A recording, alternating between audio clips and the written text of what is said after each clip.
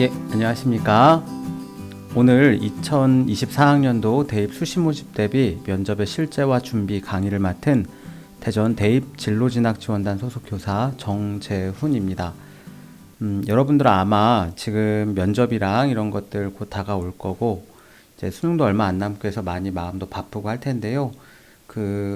조금 무거운 마음 오늘 강의를 통해서 조금이나마 좀 가벼워질 수 있는 시간이 되었으면 하는 마음으로 준비했습니다. 잘 들어주시고요. 또 많은 도움 받아가시기를 이렇게 기원합니다. 지금부터 강의 시작하겠습니다. 일단 강의를 시작하기에 앞서 본 강의는 어느 하나를 좀 집중적으로 한다기보다는요.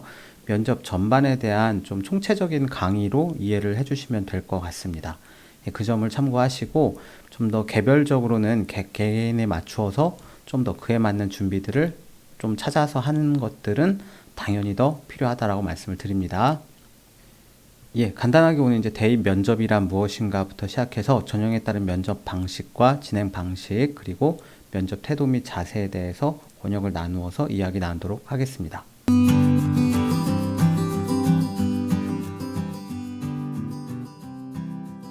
일단 이야기를 시작하기 전에요. 대입에서 면접이 무엇인지에 대해서 같이 이야기를 해볼까 합니다. 기본적으로 대학이 왜 면접을 실시하는지 좀 아시는 게 중요할 것 같습니다. 기본적으로요, 서류에 드러나지 않는 지원자의 가치관, 태도, 지원 동기, 지식 수준, 품성, 전공 적합성 등등 이런 것들을 평가하기 위한 과정입니다. 즉, 이 말에서 가장 큰 핵심은 서류에 드러나지 않는 이죠. 그러니까 여러분들이 그냥 저희가 기존에 했던 것들 또는 이미 서류에 있는 것들을 그대로 읊는 과정이 아닙니다. 절대로 그런 게 아니고 서류에 드러나지 않지만 아직 드러나지 않았던 자신의 장점들이나 이런 것들을 어필하는 과정이어야만 한다라는 것들에 대해서 분명히 이해를 해주시고, 두 번째로 이 면접의 대상자가 됐다라는 것들은 서류를 통해서 사정관들을 최소한 1차적으로 설득에 성공한 학생들입니다. 그렇기 때문에 이 면접이라는 것들은 절대적으로 서류평가와 연관이 있고요. 또 논술이라는 건 그냥 말하는 거나 거짓 확인이나 이런 것들이 아니라 자기 말로 누군가를 설득해야 되는 말로 한 논술이라는 과정도 이해를 하셔야 됩니다. 그리고 최종적으로 면접의 대상자가 된 것은 충원 합격자의 대상이 된 것입니다.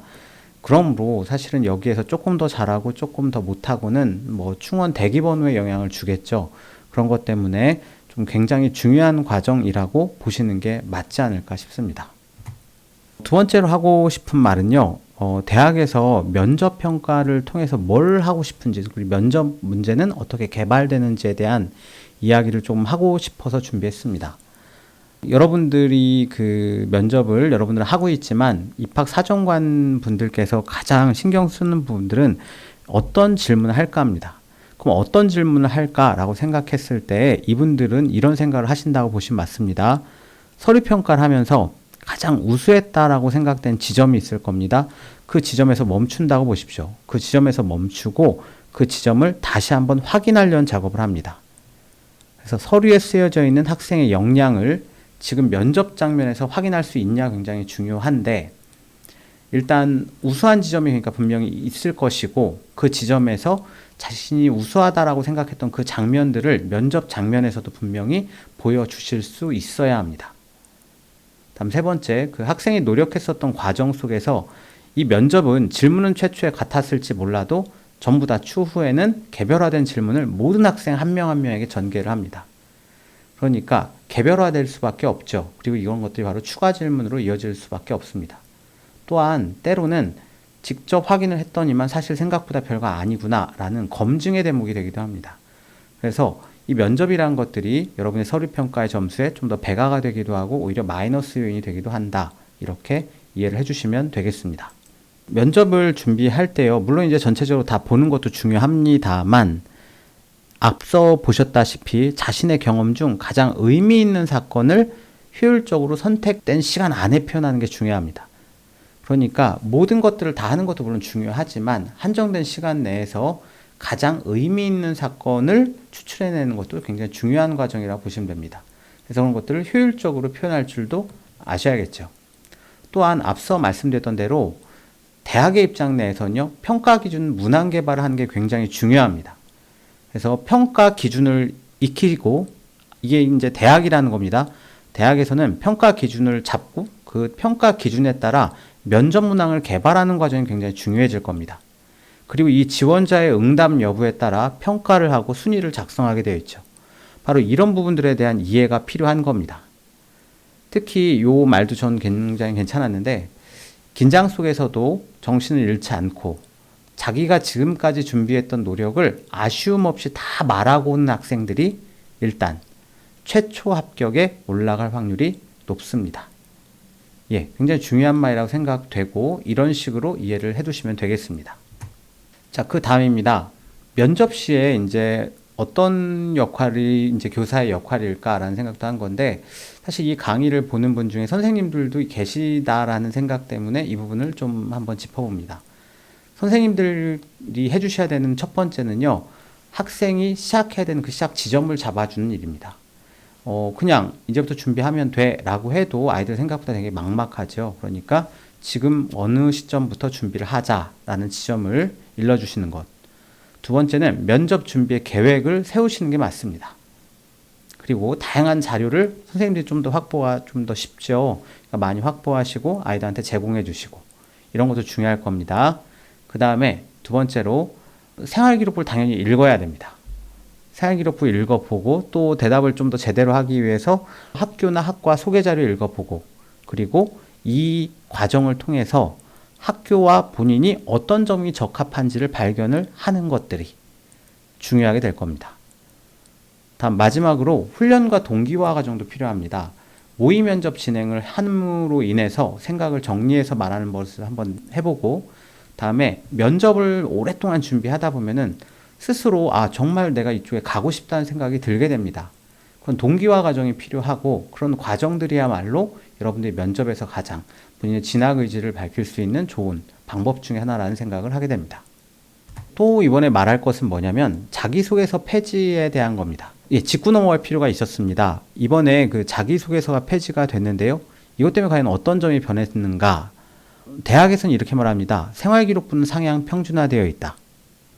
그리고 이번에 여러분도 다 느끼셨죠? 경쟁률이 많이 상승했습니다. 특히 종합전형이 특히 심했죠. 생활기록부도 상향 평준화되어 있고 경쟁률도 상승되어 있다. 예, 여러분들 여기에 있는 친구들 모두에게 그렇게 좋은 소식은 아닙니다. 사실 어쨌든 자기소개서도 없고 이렇기 때문에 교과세부 능력 특기사항이나 창체활동 중심에서 과제를 했던 그 수행 역량이 첫 번째 질문의 그 포인트가 될 수밖에 없을 겁니다. 두 번째, 독서 활동이 사라졌습니다. 그럼 어떻게 효과가 있을까? 이 부분이 저도 되게 좀 이 강의를 위해서 저도 공부를 해보는데, 이 공부하면서 조금 저도 좀 놀랬던 부분이라고 말씀드리고 싶습니다. 코로나 때문인지 뭔지 모르겠으나 많은 학생들이요, 간접 체험으로, 즉 학교에서 실험과 실습, 토론과 토의로 해야 될 그 과정들을 그냥 독서 또는 미디어를 보거나 또는 그냥 뭐 적당히 검색해서 그 사실들을 자기가 알고 있는 것처럼 그냥 이런 식으로 학습을 한 친구들이 있더라는 겁니다. 이럴 경우에 바로 그 부분은 검증의 대상이 됩니다. 그러니까 자기가 실제로 해본 게 아니라 그냥 탐구했다가 아니라 여기에 있는 자료를 조사해서 발표했다. 보고서를 작성했다. 로만 되어 있는 학생들은 그 부분이 물론 나쁘다는 뜻은 아닙니다. 좋을 수도 있죠. 다만 검증의 대상이 될 수 있는 포인트가 된다는 점은 이해를 하셔야 됩니다. 다음에 독서가 중요한 학교와 학과가 있습니다. 사실 뭐 인문이나 이런 계열 같은 경우는 굉장히 중요하죠. 그러나 독서만큼 또 다른 것들이 중요한 학교와 학과도 여전히 존재합니다. 그러니까 자신의 학교와 학과에 대해 이해를 한다면 독서가 갖는 비중에 대해서도 조금 더 잘 이해할 수 있으리라 믿습니다. 다음 세 번째입니다. 질문의 방향 그리고 면접관과의 소통이라고 제가 이름을 적었는데요. 어떤 질문을 할 것인가, 자기소개서가 없다고 말씀드렸죠. 그런데 이렇게 이해를 해주시면 좋을 것 같습니다. 본인이 진로에 대한 확신이나 꿈을 갖고 주도성을 가지고 학교 생활을 충분히 성실하게 했다면 이미 여러분들의 생기부는요, 하나의 체계를 갖게 됩니다. 그게 자기소개서가 아닐지라도 분명하죠. 그래서 어떤 의도에서 활동을 했는지, 그리고 그 활동을 통해서 배운 게 무엇이었는지를 글을 통해 설명해보는 연습, 바로 이런 것들이 중요하다고 하겠고, 또 이런 것들이 드러난 생기부여야말로 1차 통과의 가능성이 높아질 겁니다. 면접이요, 일반적으로 저희가 면접을 통해서 결과가 뒤집히냐 안 뒤집히냐 뭐 이런 말들이 많이 있습니다. 뭐 특정 대학교의 특정 학과의 결과를 가지고 온 거긴 합니다만은 최초 10명 정도를 뽑았다고 할 때 실제로 최초의 합에 들어갔지만 약 32.9%, 약 한 33% 정도가 실제로 불합격으로 바뀌고, 나머지 역시 30몇 프로가 불합격선에 있다가 합격선으로 가더라. 이런 통계도 있습니다. 그리고 뭐 일부 대학에서는요, 그 내신 성적이라고 하죠. 또는 1차 서류 성적이라고 하고, 그 성적의 격차가 굉장히 작은 학교도 있습니다. 굉장히 작다 보니까 우리가 일반적으로 알고 있던 그 성적의 순위가 많이 뒤바뀌어지죠. 분명한 것은 종합전형은 교과전형이 아닙니다. 구분이 되겠죠. 물론 그렇다고 해서 성적이 안 중요하다는 이야기는 아닙니다. 성적의 포인트를 조금 더, 성적의 중요성을 좀 더 강조하는 대학도 있는 반면, 또 활동이나 추후, 이 학생의 나머지 추가적인 역량을 통해서 이 학생의 역량을 좀 더 종합적으로 보려는 학교들도 여전히 많이 있습니다. 그리고 그게 바로 종합전형이기도 하니까 이건 학교마다 차이가 있기 때문에 학교가 갖는 특성, 이런 것들을 좀 더 알고 보시고, 무엇보다 면접도 꽤 중요한 평가 요소라는 거에 대해서 이해를 해주시면 되겠습니다.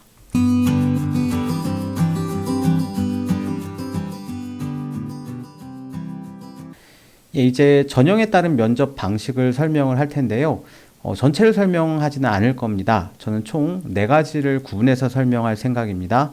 서류 기반 면접, 그리고 재시문 기반 면접, 그리고 MMI 기반 면접, 초등 인적성 면접으로 구분해서 설명을 해드리도록 하겠습니다. 앞서 말씀드린 대로 면접을 약간 분리를 할 수 있는데요. 가장 먼저 교과 전형일지라도 일반 면접이 실시한 대학들이 있습니다. 제출 서류 따로 없고 지원 동기나 그 학과와 관련된 시사 이슈를 묻는, 주로 교과 전형에 해당합니다.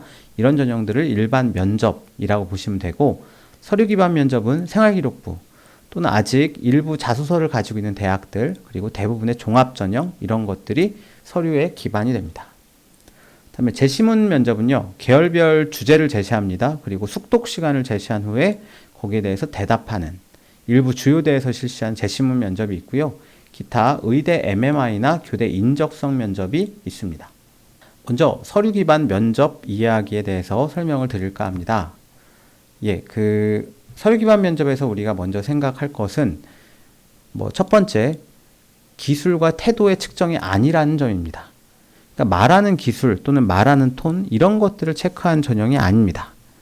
오히려 제한된 시간 동안 축실한 답변을 하는데 화려한 언변을 뽐내려는 것보다는 그냥 학교 발표 시간 통해서 자기 생각을, 여기 중요합니다, 진정성 있게 표현하는 게 좋습니다. 그러니까 이 분들이 하루 종일 면접을 하다 보면 화려한 언변이나 미사오구를 통해서 자기를 꾸미려는 거에 좀 지칠 수가 있습니다. 오히려 한정된 10분이라는 시간 내에 자기를 어필하는데 그런 것들을 허비하지 않는 게 더 좋은 방법이라고 생각합니다. 두 번째, 모의 면접인데요. 10분 내외로 면접관 앞에서 본인의 생각을 이야기해야 됩니다. 그러다 보니까 연습이 필요한데 친구든 선생님이든 부모님이든 그 앞에서 자기 생각을 조리 있게 이야기하는 경험을 하는 것들이 도움이 됩니다. 세 번째로, 서류 기반 면접을 준비하기 위해서 꼼꼼하게 서류를 읽는 과정이 굉장히 필요합니다. 앞서 말씀드렸다시피 면접관은 서류 평가 시 지원자에게 궁금했던 내용을 바탕으로 면접 전에 충분한 준비 기간 동안 면접 질문을 선발합니다. 여기에 초점이 있다고 생각합니다. 즉, 면접 질문을 오랫동안 고민한다라는 게 그 대학의 역량이고 그 대학의 실력입니다. 그런 점들을 생각을 해보시고요. 따라서 학교 생활기록부에 있는 다양한 내용들을 자세히 읽어보고, 만약 본인이 면접관이라면 어떤 점들이 궁금할지에 대한 고민을 한번 해보시면 좋을 것 같습니다. 앞서 말씀드렸다시피요, 그런 생각을 해보시면 좋겠죠. 가장 우수한 활동이 무엇인가, 그 순간에 질문을 만들겠다, 이런 생각을 해보시면 됩니다. 그리고 그 이외에도 단골 질문이 있습니다. 면접에서 자기소개, 지원 동기 또는 마지막으로 하고 싶은 말 등 단골 질문들이 있습니다. 따라서 이러한 질문에 대한 답변은 미리 준비해 두는 것이 좋습니다.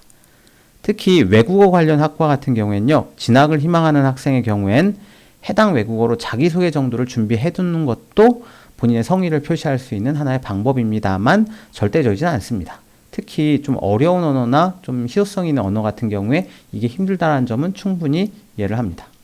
면접에 정답이 있느냐? 예, 정답이 있는 면접이 아닙니다. 다만 우리가 아실 게 있습니다. 대답을 통해 듣고 싶은 바는 분명히 있습니다.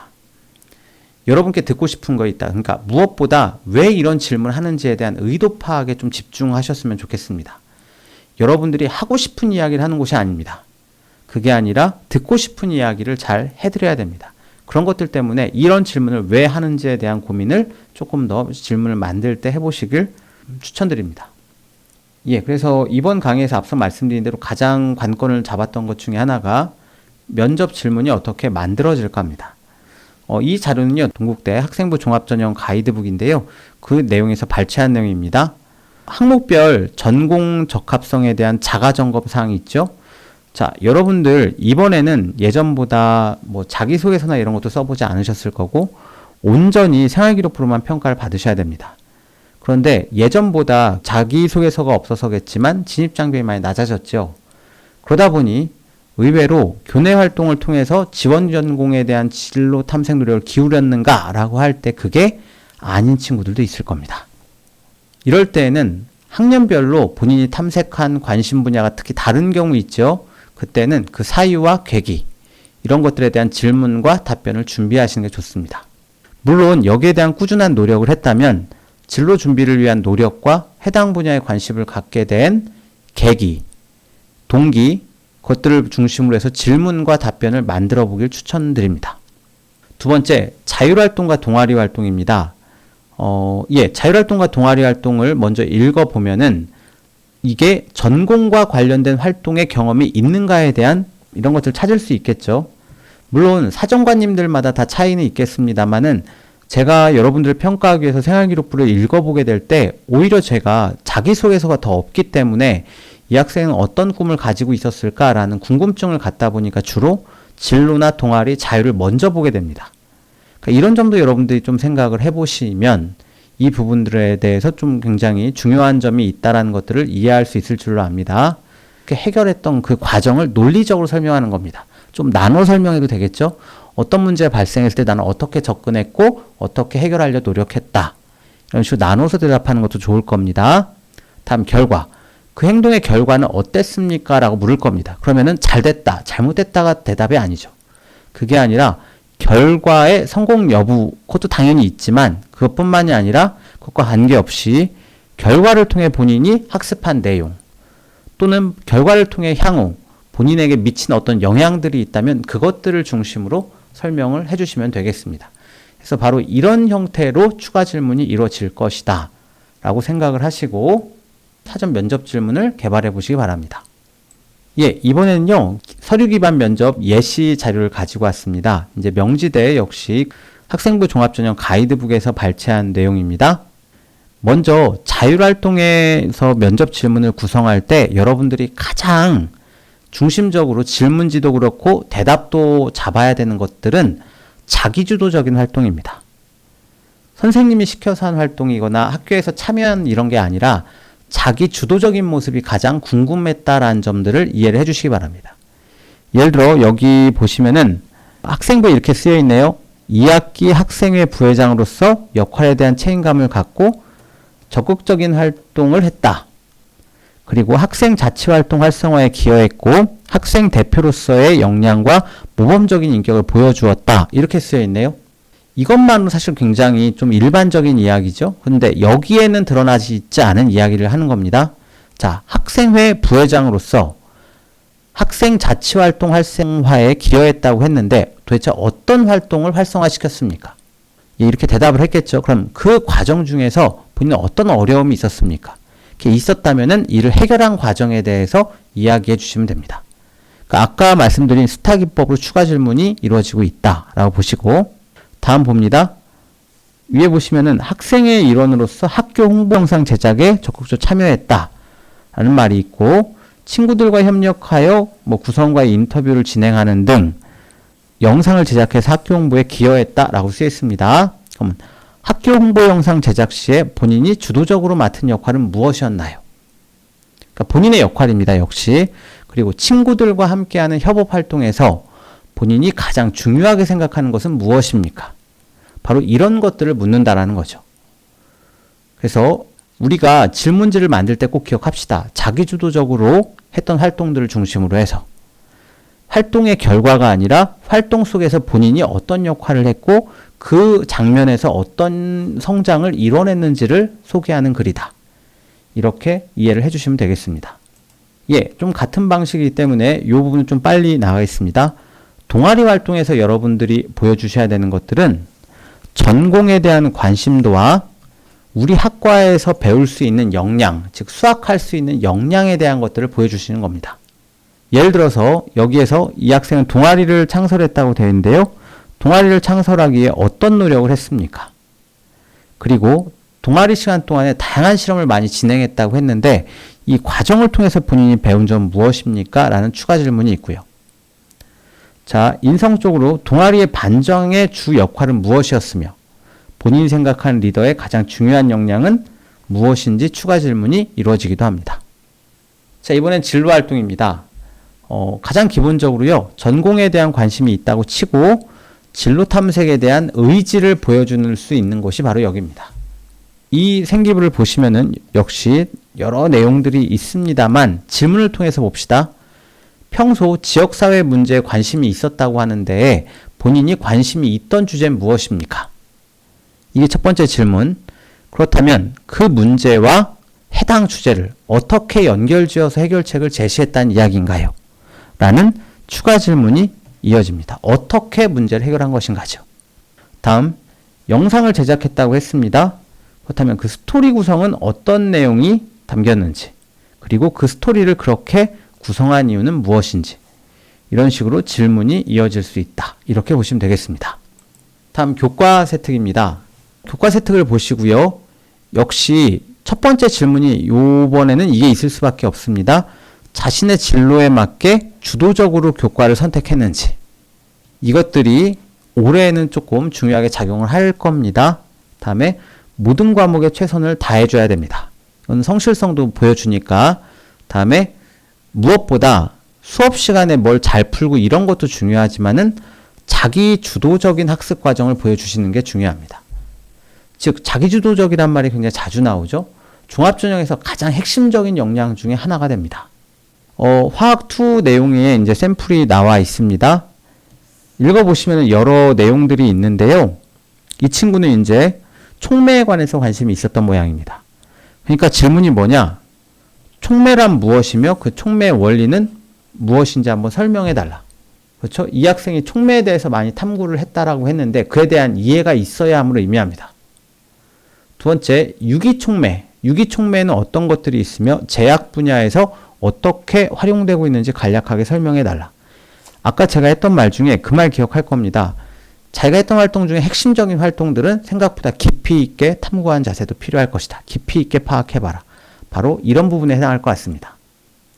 다음에 실험이 진행이 됐다면 진행한 실험에서 유의사항은 어떤 것이 있었습니까? 자, 우리가 어떤 실험을 했을 때 그게 신뢰도를 얻기 위해서 꽤 많은 작업들이 필요합니다. 그런데 그 신뢰도를 높이기 위한 본인은 어떤 실험들을 해봤고 그 과정 중에서 어떤 문제점이 있었는가? 그리고 그 문제점들을 어떻게 해결했는가가 사실 생각보다 많은 질문의 포인트입니다. 실험 활동에 참여해서 실험을 진행할 때 가장 중요한 부분은 무엇이라고 생각하는가? 그러니까 어떤 실험을 한지도 중요하지만 그 실험을 하면서 여러분들이 그 신뢰도를 유지하기 위해 실험이 정말 제대로 됐다라고 보장되기 위해서 실험 과정 중에 어떤 부분을 통제하고 어떤 부분을 해결하려고 노력했는지 바로 이런 것들이 정말로 중요한 활동이라고 말씀을 드리겠습니다. 예, 그럼 면접 답변은 어떻게 이제 구성을 해야 될까요? 그 예제를 일단 간단한 수준에서 먼저 드리려고 합니다. 면접 질문이 바이오 플라스틱 개발 지원에 대한 토론 활동을 했는데 어떤 활동이었냐고 물었습니다. 바이오 플라스틱 개발 활동에 대한 토론 활동이 어떤 활동이었냐라고 물었죠. 토론입니다. 그러면 아쉬운 답변, 해당 토론은 바이오 플라스틱 개발에 지원을 지속해야 할 것인지 아닌지에 대한 토론이었고 저는 거기에서 찬성하는 입장이었습니다. 라고 하면 정말 아쉽죠. 이걸 묻고자 한 게 아닙니다. 우수한 답변 볼까요? 네, 해당 토론은 미래 환경과 지속 가능한 발전을 위한 토론 캠프 중 어느 장면에서 이게 나왔고 바이오 플라스틱 개발에 대한 지원이 필요한지에 대한 토론이었다. 평소 바이오매스에 관심이 있었던 동기가 있습니다. 저는 바이오 플라스틱 개발에 찬성하는 입장으로 토론에 참여를 했습니다. 그렇죠? 아, 얘가 관심이 있구나라는 걸 알게 되고 중략 반대 입장에 대해 저는 독서 활동에서 얻은 지식을 활용해서 충분히 상용화에 가까워진 현재 상황을 설명을 하며 개발에 대한 지원을 통해 본격적인 상용화와 가격 안정을 가져올 수 있다라고 반박을 합니다. 즉 반박하는 과정도 신뢰도 있는 자료를 사용을 합니다. 여러분들이 어떤 자료에 대해서 어떤 토론 과정에서 반박을 하거나 의견을 낼 때에는 절대로 그냥 이런 것도 있던데 또는 검색을 해봤는데 이런 자료가 있던데 라는 식으로 하시면 안 됩니다. 이 말을 이렇게 하기까지의 근거가 분명히 들어가야 되죠. 그렇죠? 그리고 얼마나 신뢰도 있는 자료를 가지고 왔는가. 그렇죠? 그런 것들을 찾고자 노력했는가가 핵심이 됩니다. 그래서 답변에서는 기본적으로 왜 했는지, 그리고 그 과정은 어땠는지, 그걸 통해서 어떤 결과를 얻었는지들이 들어가야 좋은 답변이 될 수 있는 겁니다. 예, 뭐 여러 가지 말이 있습니다만 이렇게 생각합시다. 많은 대학들에서요, 사실 확인 면접을 한다라고 쓰여 있습니다. 그런데 이 사실 확인이라고 말하는 간단한 면접 질문에서 면접관이 원하는 대답이 뭐냐? 사실은 단순하고 명쾌합니다. 우리 이걸 꼭 기억합시다. 어떤 질문을 하든 면접관들이 원하는 대답은 저는 어떠어떠한 경험을 했고 거기에서 저는 어떠한 역할을 했으며 그 경험을 통해서 저는 이러이렇게 성장을 하게 되었습니다가 원하는 대답입니다. 이걸 꼭 인지하셔야 됩니다. 다음, 여러분이 어떤 경험을 했다는 사실은 생활기록부에 기록이 이미 되어 있습니다. 면접관의 질문 여지는 활동의 진위 검증도 물론 있습니다. 진위 여부 검증도. 그러나 실제로 질문을 통해 알고 싶은 건 왜 그걸 했고 그걸 통해 어떤 경험을 했고 어떻게 성장했고 앞으로 이걸 통해서 어떻게 발전할 수 있는가가 우리가 궁금한 점입니다. 바로 그 점에 대해서 반드시 이해를 하고 답변을 준비해 주시기 바랍니다. 그리고요, 답변을 하기 위해서 그 학과에 대한 이해도 필요합니다. 예를 들어 문과대와 사회과학대학은 학과적 특성에 의해서 탐구하는 방법이 너무나도 서로 다릅니다. 예를 들어 중어중문학과라고 되어 있는데요. 인문학과 아닙니까? 인문학과이기 때문에 인간의 문화 유산에 대해 배우는 학과입니다. 즉 한자를 얼마나 많이 하느냐가 아니라 한자를 통해 인간에 대해 이해하겠다는 게 관점이죠. 그러니 어떻습니까? 한자가 중국 문화의 안정성에 기여했다는 지원자의 관점이 어떤 근거에서 출발했는가? 정확하게 인문학자로서 할 수 있는 질문인 겁니다. 중국어 학자로서 질문하는 게 아니라 인문학자로서의 질문이란 소리죠. 그 점을 이해를 하시면 됩니다. 중국어 글씨나 중국어 성조에 대해 묻는 게 아니란 뜻입니다. 다음 사회과학 보십시오. 예를 들어서 사회적 차별에 관심을 가지고 유리천장이나 최저임금론에 대해서 기능론, 갈등론, 상징적 상호작용론의 관점에서 기사를 작성합니다. 이게 무엇을 의미하냐? 사회과학은요, 우리가 알고 있는 어떤 사회현상이나 그 대상들을 과학적인 방법을 통해서 탐구를 이어나가려고 한 성향을 가지고 있습니다. 그러다 보니까 앞서 있는 것보다 조금 더 다른 탐구 도구를 사용하게 되죠. 그래서 이런 것들에 대해 질문을 하더라는 겁니다. 즉 학과에 대한 이해가 없으면 질문도 이상하고 답변도 이상할 수 있습니다. 그 점에 대해서 분명히 이해를 하고 가셔야 됩니다. 이번에는 공과대학에서도 기계공학과 컴퓨터공학과입니다. 과연 공과대학이라고 다 같을 것인가? 전혀 다릅니다. 예를 들어 기계공학과 같은 경우에서는 자 보시면은 힘의 역학이라거나 로봇의 구동 원리, 그죠? 또는 열기관의 최대 효율, 힘의 벡터 이런 것들에 대해서 질문합니다. 그런데 그에 비해서 컴퓨터공학과는 어떻습니까? 어떤 알고리즘을 만들었는지, 그렇죠? 프로그램을 만들었다고 했는데 어떤 구조로 만들었는지, 아리마라는 모델을 이용해서 기상정보를 하는 예측 프로그램을 제작했다고 했는데 이 모델이 어떤 의미를 가지고 있는지 알고 있는지, 바로 이런 것들을 질문하게 됩니다. 즉 차이가 있죠. 그래서 학과에 대한 이해가 굉장히 필수다라는 점들을 이해를 해주시기 바랍니다. 예를 들어 기계공학과를 지원했는데 본인이 한 알고리즘 활동이 좋다고 해서 거기에 대한 답변을 준비한다? 또는 가장 의미 있었던 핵심 활동으로 그 얘기를 한다? 그건 잘못된 판단이십니다. 그렇게 가시면 안 되겠죠. 다음으로 이제 서류 기반 면접에 대해서 이야기해 보도록 하겠습니다. 자, 서류 기반 면접은요. 사실은 서류 기반 면접 자료를 찾는 게 어렵다고 느끼실 수도 있습니다. 그래서 일단은 여러분들이 어떻게 조금 이것들을 찾을 수 있을까에 대한 고민이 제가 조금 있었다고 보시면 맞습니다. 그래서 어떻게 자료를 제가 충분히 많이 주는 것보다 어떻게 자료를 찾을 수 있는지에 대해서도 여러분들과 같이 이야기를 해볼까 합니다. 이 자료는요, 서울 진로진학정보센터라고 치시면 여러분들이 구할 수 있는 자료입니다. 거기에 보시면은 고3 수시 자료실에 학생부 종합전형 가이드북이나 대학변 온라인 입학전형 안내 동영상 이런 것들이 있네요. 그죠? 그래서 전형 안내 동영상들도 모을 수 있고 이 외에도 다양한 자료들을 확보할 수 있습니다. 여러분께 이것들 알려드리는 이유는 지금부터 꽤 많은 자료들이나 이런 것도 찾아내고 하셔야 될 텐데요. 거기에 대한 조금 도움을 드리고 싶은 마음이 있다라고 생각을 해주시면 됩니다. 예, 이번에는 희망대학 평가 방법 및 요소 확인에 대해서 좀 알아볼게요. 여러분들이 그 희망하는 대학이 있을 겁니다. 그런데 그 대학의 면접을 그냥 준비하는 게 아니라 그 대학의 평가 방법이랑 평가 요소를 반드시 확인하셔야 됩니다. 그래서 이 학교는 어떠한 평가 요소를 가지고 어떤 방법으로 평가를 하는지에 대해서 이해를 하시고 이것들을 준비하시고요.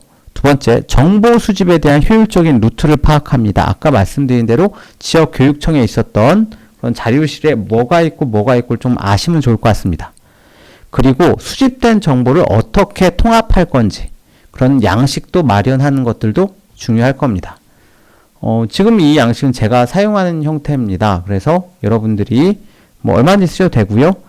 이렇게 학업 역량, 다음에 학교생활 충실도, 의사소통, 그리고 여기에서 평가하고자 하는 것들 이렇게 적으시고 이 상태에서 면접의 개요, 나머지 질문들을 어떻게 해나갈지를 자료를 모으고 적어내려간다. 이렇게 생각을 해주시면 되겠습니다. 그 다음으로 여러분이 확인하셨으면 좋겠는 것은 교육청의 수시 모집 면접 후기 자료집입니다. 사실 이것만큼 좋은 거 없습니다. 여러분 아마 교실에도 이미 어느 정도 이런 자료들이 있을 텐데요. 이 자료들을 어떻게 보는지 같이 한번 봅시다. 이 자료를 보면요. 정말로 좋은 건 여러분 선배들이 작성을 한 겁니다. 선배님들이 정말로 친절하게 잘 작성을 했습니다. 그래서 면접 개요뿐만 아니라 면접실의 분위기까지도 알 수 있게 해줍니다. 대기실 한번 퇴실하고 나면 다시 입장하지 못함 뭐 이런 것도 다 나와 있죠. 그렇죠? 여기에선 자료 열람 불가하고 여기선 가능하더라. 뭐 복도에서 있다가 뭐 이렇게 다 하더라. 뭐 면접관이 문을 두드린다. 굉장히 자세하게 내용이 나와 있습니다. 특히 각 교육청별로요. 진로진학정보센터에 연도별 면접 후기 자료들이 있습니다. 선생님들 같은 경우는 조금 더 확보가 쉬우실 거고 학생들 같은 경우에도 사실은 찾아낼 수가 있습니다. 지역에 이제 뜻있는 선생님들이 이런 수시대학 아카이브라고 이런 것들을 만들어 놓은 자료들을 확보 가능하신 분들도 있을 거라 생각을 하고 또는 포털 정도 사이트의 면접 후기집이라고 쳐도 생각보다 많이 교육청들에서 이미 개발하고 이렇게 공유됐던 자료들을 검색도 가능합니다. 그리고 가장 가깝게는 대전시 교육청에 있는 면접 자료집이 바로 여러분 교실에 전부 다 배치가 되어 있을 겁니다. 자, 면접 후기 자료집은요, 또 활용 방법은 어떠냐? 읽어보시면요, 가장 좋은 것은 면접 문항도 좋지만 답변의 수준까지도 확인이 가능합니다. 여러분 선배들은 이 질문에 대해서 어느 정도까지 답변을 했는가 이런 것도 볼 수 있다라는 거죠. 그래서 이 정도까지 답변을 해야겠구나라는 것들을 알고 갈 수 있는 굉장히 중요한 자료가 됩니다. 다음에 마지막에 후배들을 위한 조언 또는 면접 후기가 나와 있습니다. 특히 여기를 읽다 보시면은 참 재밌는 게 많이 있습니다. 본인은 연습 시에는 경제학 개념 관련 내용 크게 질문받지 않고 활동 내용이나 인성, 리더십에 대한 질문으로 준비를 많이 했다. 왜냐하면 서울대 지역균형이었거든요. 그런데 실전에서는 오히려 지식적인 측면으로만 물어보셨다. 가리지 않고 폭넓게 준비했으면 좋겠다. 어떻습니까? 그러니까 우리가 그냥 이건 이럴 것이다 라고 예상하는 게 다가 아니라는 것도 알려줍니다. 그래서 예상하지 못한 순간도 준비가 필요함을 알려주기도 하고 가장 실제적인 도움을 무엇보다 줍니다.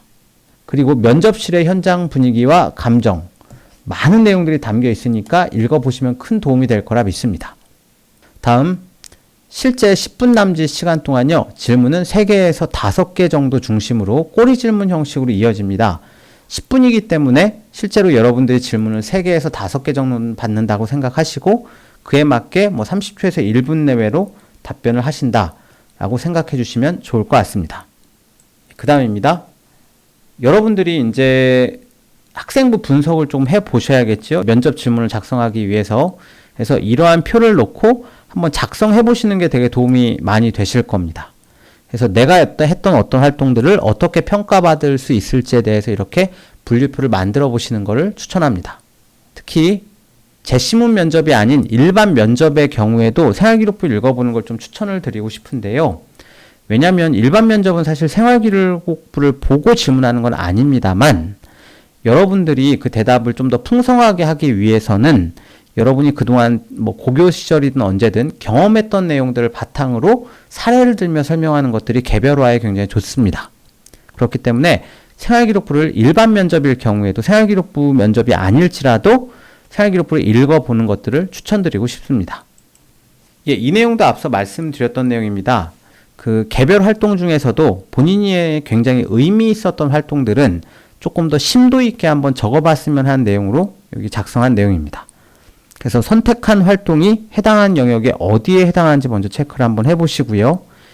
여기에서 활동 주제는 뭐였고, 다음에 활동 기간은 어느 정도였고, 활동 내용은 무엇이었는지 설명을 해보는 작업을 했으면 하는 거고, 다음에 선택한 활동이 평가 요소와 관련이 있다고 생각하는 이유는 무엇인가, 다음에 활동 중에 평가 요소의 역량을 가장 잘 보여줄 수 있는 장면, 그 장면이나 그 모습이 무엇이었는지 예제로 설명하면 좋을 겁니다.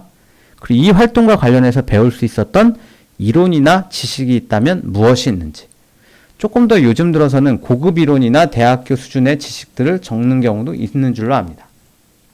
다음, 이 활동을 통해 배운 내용이 나의 관심 분야 또는 진로와 어떤 연관이 있는지 생각해 보시고 결국 최종적으로 이 활동을 통해 배우고 느낀 점 그리고 성장한 점이 무엇인지를 이야기해 보는 겁니다. 그래서 해당 활동이 가장 우수하게 평가되어질 평가 요소를 골라 스스로 별점을 주고 평가를 해봐라. 사실 본인이 여기에 대해 질문을 받을 수도 있지만 가장 우수했던 활동에 대해서 설명하면서 본인이 어떤 것들을 어필할지에 대한 좀 그런 포인트도 잡을 수 있는 부분이라고 생각이 듭니다. 무엇보다 전체적으로 준비를 다 하면 좋겠지만 너무 많아도 좀 힘듭니다.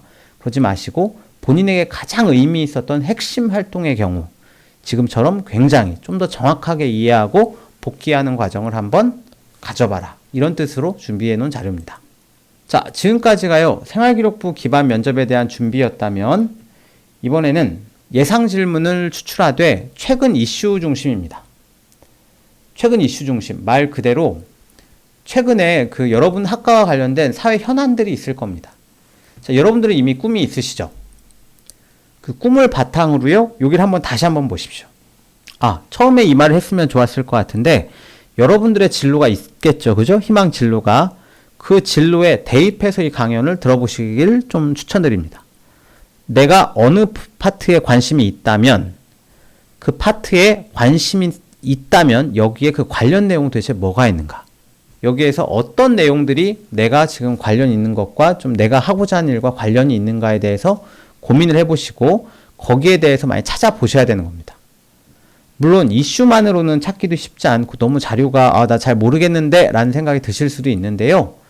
친절하게도 우리 교육청에서도 역시 이런 자료들을 준비해 놓은 교육청이 많이 있습니다.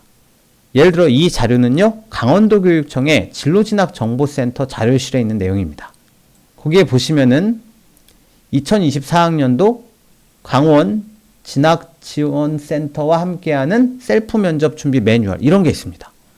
그걸 보시면요, 최근 이슈들을 이렇게 쭉 적고 거기에 해당하는 내용들이 찬성과 반대 입장까지 고루고루 이렇게 나와 있습니다.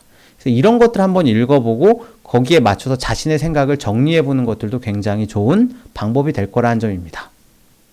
다음입니다. 이제 모의 면접 예상 질문지를 작성해야겠죠. 아까 말씀드렸던 내용입니다. 이것들을 중심으로 여러분들은 이렇게 질문지와 답변지들을 좀 폭넓게 작성을 해보시는 걸 추천하고 싶습니다. 그래서 면접 전에 키워드 중심으로 예상 답변도 좀 준비를 해보시고요. 면접 형태는 최대한 똑같이 재현해 보십시오. 그리고 휴대폰 등 이렇게 촬영해서요. 비면접 요소도 자꾸 움직이진 않는지 산만하진 않는지 이런 것도 체크를 해보시고, 다음에 피드백은 필수고 가급적으로 같은 사람이랑 반복해서 연습함으로써 태도가 어떻게 달라지고 어떻게 성장하는지를 보는 것도 중요한 방법 중에 하나입니다. 자, 모의 면접을 준비하고 진행하는 순서에 대해서 이야기를 해보겠습니다. 모의 면접 스터디팀을 먼저 꾸리시고요. 희망 진로가 비슷하거나 같은 수준의 학생들끼리 모이시면 됩니다. 다음에 모의 면접 시에 물어볼 질문들을 미리 정해야겠죠. 아까 같은 그 질문지를 작성하시면 됩니다.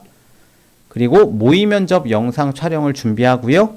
모의 면접 실시하시면 됩니다. 면접관은 2명에서 3명 정도로 구성을 하고, 인사 먼저 하시고 간단한 자기소개, 학교생활기록부로 추출한 질문을 3개에서 4가지 정도 하시고요.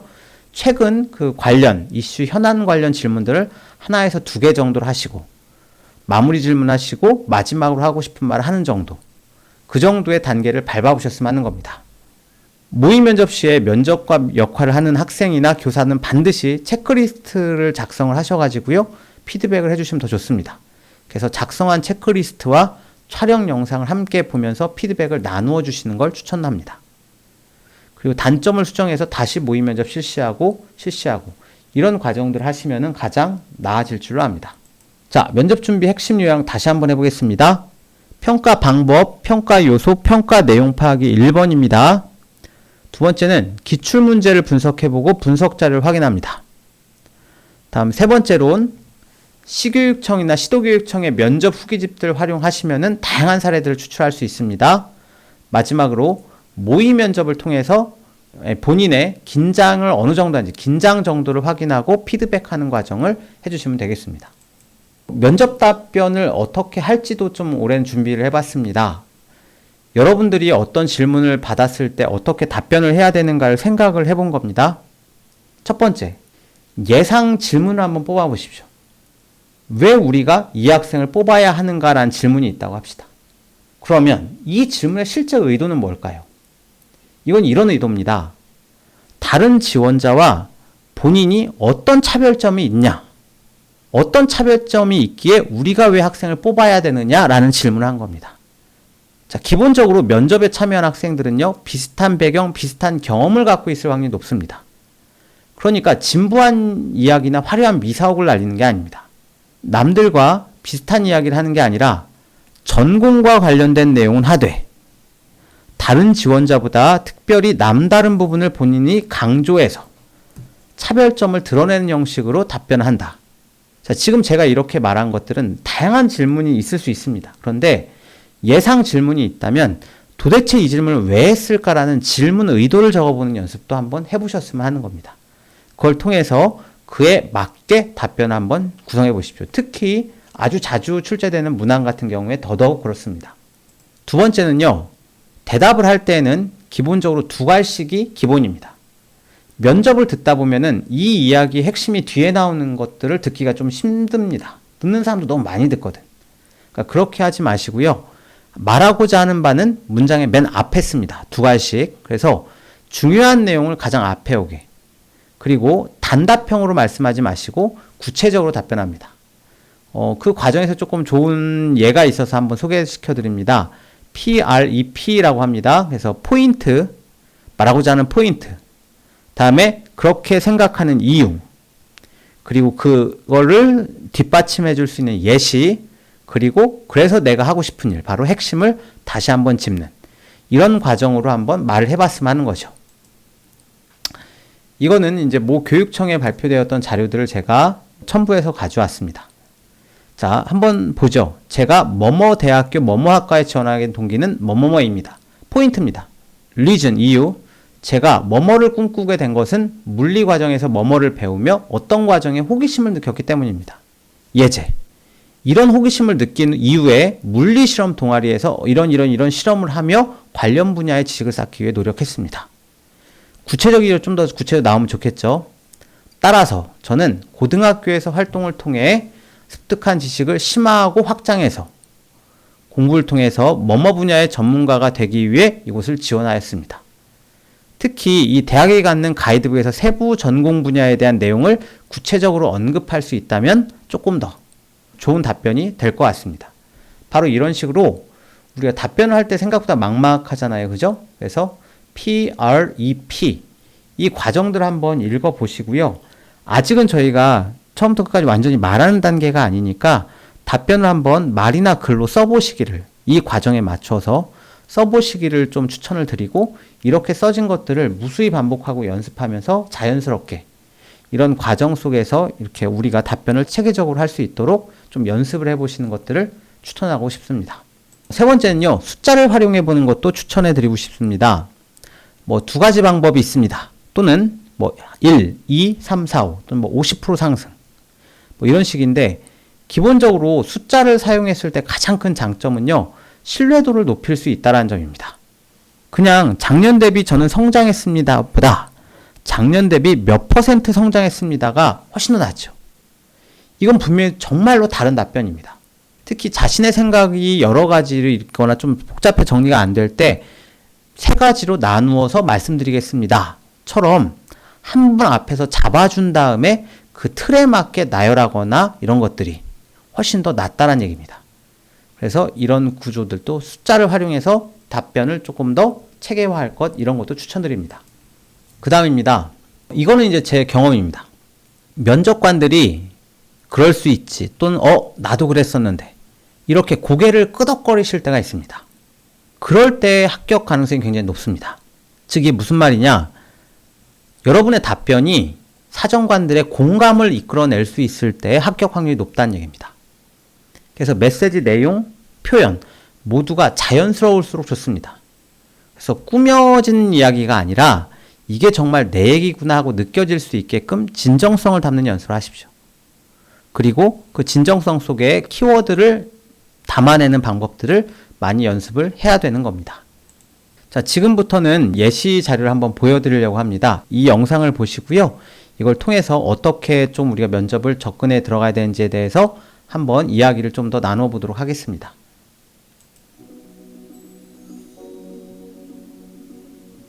저는 창의적 디자인 아이디어 동아리에서 2년 동안 동아리장으로 활동하였습니다. 동아리장으로서 아이디어를 내고 또 동아리 일정을 조율하는 데 주도적인 역할을 하였습니다. 저희 고등학교의 자유동아리 시스템은 저희가 동아리 활동에 대한 기획서를 제출하고 또 활동 결과를 제출해야 학기 말에 인정받아서 기록되는 형식입니다. 처음에는 창의적 아이디어를 모아서 뭔가 사회에 도움이 되는 활동을 하고 싶다는 막연한 목표를 가지고 모였던 친구들과 동아리 기획서를 작성하면서 창의적 디자인이라는 부분에 초점을 맞춰서 동아리 활동을 개최하게 되었고, 또 지속적으로 동아리 디자인 공모전 등을 조사하고 공모전 준비를 주도하면서 동아리가 활발하게 운영될 수 있도록 노력하였습니다. 현재 이 동아리는 저희 학교에서 가장 우수하게 운영되는 동아리 중 하나라는 평가를 받고 있고, 또 신입생들에게도 가장 인기 있는 동아리입니다.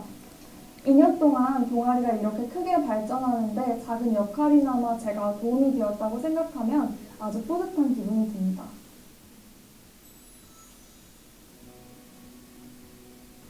고등학생 신분에서 학업을 소홀히 하고 동아리 활동에만 매진하는 것이 어려운 일이라는 부분 때문에 일정 조정이 가장 어려운 일이었습니다.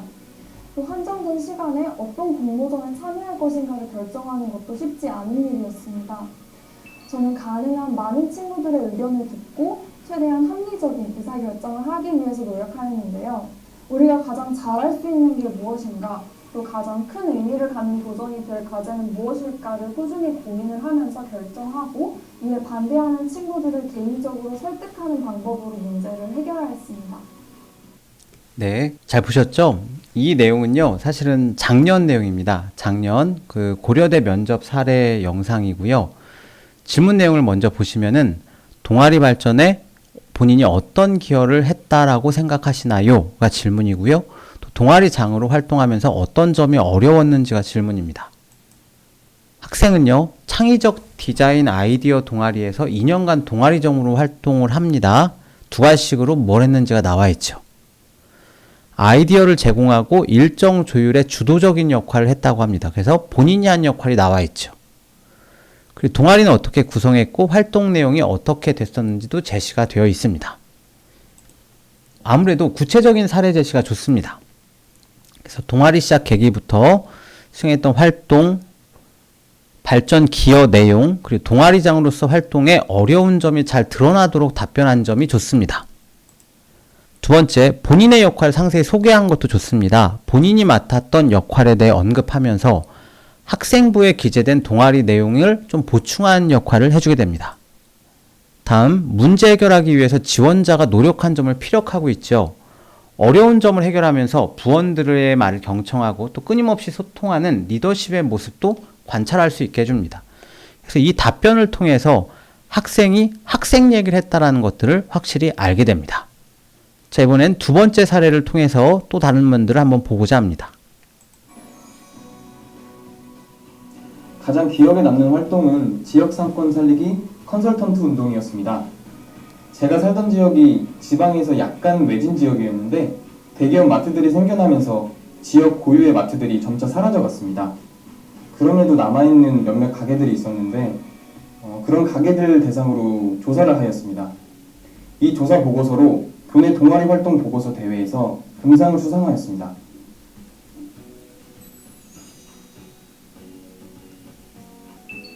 대기업 마트가 진입했음에도 불구하고 새로운 빵 아이템을 개발하여 경쟁하고 있었던 점이 눈여겨볼 만한 점이었던 것 같습니다. 이 사례를 한번 봅시다. 그 경제 동아리 3년 동안 가장 기억에 남는 활동이 뭐냐고 물었고요. 그다음에 그 과정에서 배운 점이 뭐냐라고 역시 질문이 나와 있습니다. 지역상권 살리기 컨설턴트 운동을 했다. 이게 가장 기억에 남는다라는 두 가지씩 사용을 잘했습니다. 그런데 문제 이 대답을 보시면요. 조사 배경에 대해서 설명을 하지만 그게 아니라 본인이 한 역할에 대해서 설명을 하고 있지 않습니다. 그리고 조사 결과에 따른 수상 내용 등을 안내하고 있죠. 자, 기본적으로 가장 큰 문제점은요. 활동을 소개할 뿐 지원자가 뭘 했는지를 설명하는 것들이 부족합니다. 그래서 이 학생이 왜 이게 기억에 남는지에 대한 그 이유를 이해하기가 어렵다라는 단점이 생기는 거죠. 그리고 두 번째로 일반적인 동아리 소개에 국한된 답변입니다. 그냥 동아리를 소개한 거죠. 특히 수상 내용 등의 결과보다는 이 활동이 지원자에게 어떤 의미가 있기에 이 활동이 가장 의미 있다라고 말했는지, 그리고 본인의 성장에 어떤 영향을 주었는지를 답변하는 게 가장 중요하다는 얘기입니다. 다음에 이것도 굉장히 큰 문제점입니다. 분명히 배우고 느낀 점에 대해 물었는데 대답은 배우고 느낀 점이 아니죠. 동네 상권에서 어떤 거 중요했다는 걸 깨달았다. 배우고 느낀 점이 아니라 뭐 알게 된 것? 뭐 이 정도를 답변한 겁니다. 즉 무엇보다 질문의 의도, 그리고 좀 질문을 잘 듣고 대답하는 것들도 대단히 필요하다 하겠습니다. 이제 두 번째로요. 제시문 기반 면접에 대해서 설명하고자 합니다. 제시문 기반 면접은요. 이렇습니다. 제시문 기반 면접은 주어진 제시문을 바탕으로 해서요. 이것들을 이해하는 게 1단계입니다. 두 번째는 이해를 바탕으로 자신의 생각이나 경험을 논리적으로 답변하는 과정이 바로 제시문 면접이다.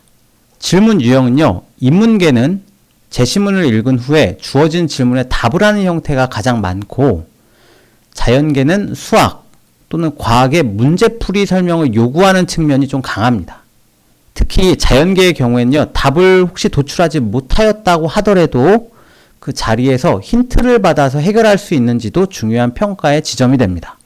세 번째, 모두 다 그렇지는 않지만 최근 들어서는 꼬리 질문을 통해서 해당 문제의 쟁점을 발전시켜 나가는 형태도 출제가 되고 있습니다.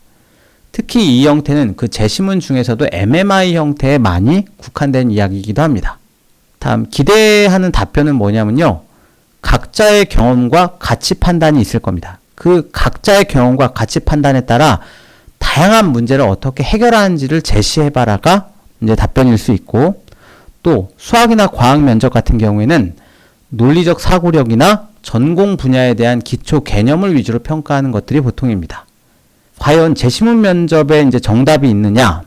정답이 정해져 있다고 볼 수는 없습니다만 많은 학생들의 경우 자신들의 대답에 대한 루틴을 만들어 놓으려고 노력을 많이 합니다.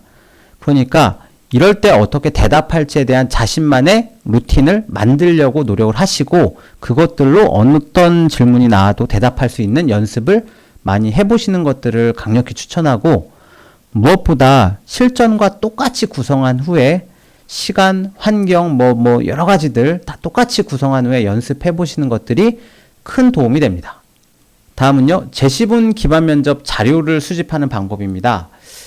일반 서류 면접에 비해서 제시문 기반 면접의 자료를 좀 구하기 힘들다 이런 생각을 하실 수도 있는데요.